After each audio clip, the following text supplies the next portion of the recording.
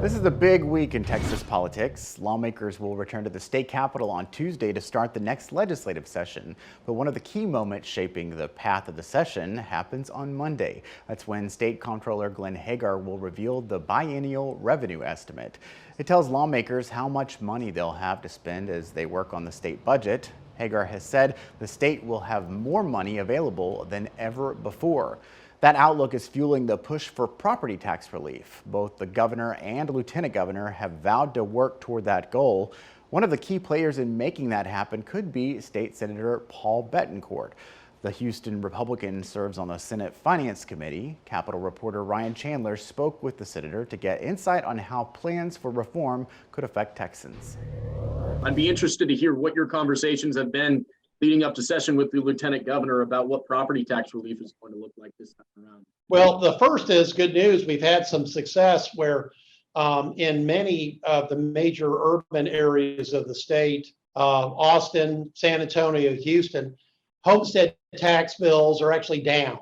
And I'm talking about the overall bill, not just the school portion, because the state's been buying down the school tax rates and increasing the homestead exemptions with votes from the public.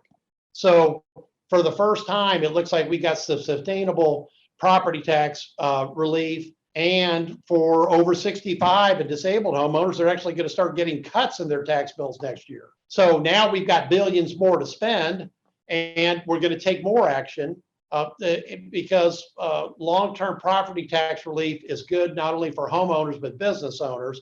And it's especially good to keep the Texas economic engine going, which is jobs and job creation, and that means more businesses relocating here, and they'll do it when they see the tax rates are lower long term. You know, the governor has advocated for spending a sizable chunk of the budget surplus this year on property taxes. The lieutenant governor has some other ideas of how we can do it. How much of the surplus do you think the Senate would like to spend on property taxes? Well, the answer is billions. I just can't tell you how many. Okay, so now a lot of it depends upon when you look at the overall problem. We're going to continue the tax compression that's already been a big success this year, where people can flip over their tax bills right now and look at them and see that their tax rates in schools are less than they were last year. And that's even including people voting in many cases for bond issue increases. And we're going to be looking at more exemption increases for both homes and businesses, looking at what is a good package of tax relief going forward. We are constrained by things because there's only, unlike the federal government, who has no limits on anything they do because they'll just borrow another $1 trillion, we actually have a balanced budget amendment, and tax relief actually counts against that under the constitutional spending cap.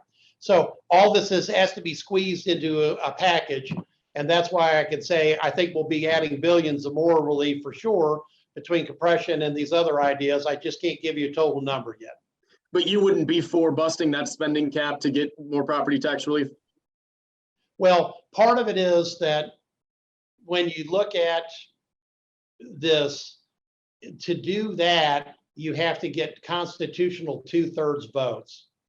So there will be bills that I'll offer that will ask the public to vote on these issues like they did in May. You know, do you want to increase the homestead exemption? And you let them vote on it, and that's an answer. And or a business inventory exemption, for example, and you let the public vote on it, and that's a way to get the public's approval of doing something like that with that type of excess money above the cap.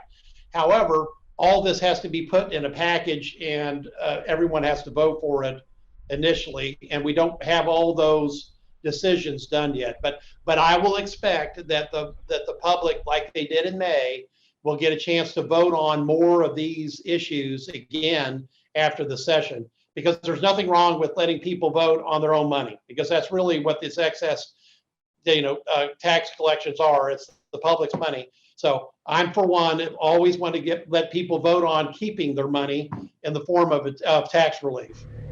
Senator Bettencourt told us he also plans to file a new round of election integrity legislation. This time it's in response to election problems in Harris County. The county faced technical and staffing issues both in the primary and in the November election. It led to an investigation into how Harris County officials handled ballots during the election. And one of Bettencourt's former Senate colleagues will now be in charge of overseeing Texas elections. Governor Abbott appointed former state Senator Jane Nelson as the new Secretary of State. Nelson served 3 decades in the Texas Senate before retiring last year. Most notably, she served as the chair of the Senate Finance Committee and was the first woman to serve in that role. Nelson was scheduled to take the oath of office Saturday. She does still face a confirmation vote in the Senate.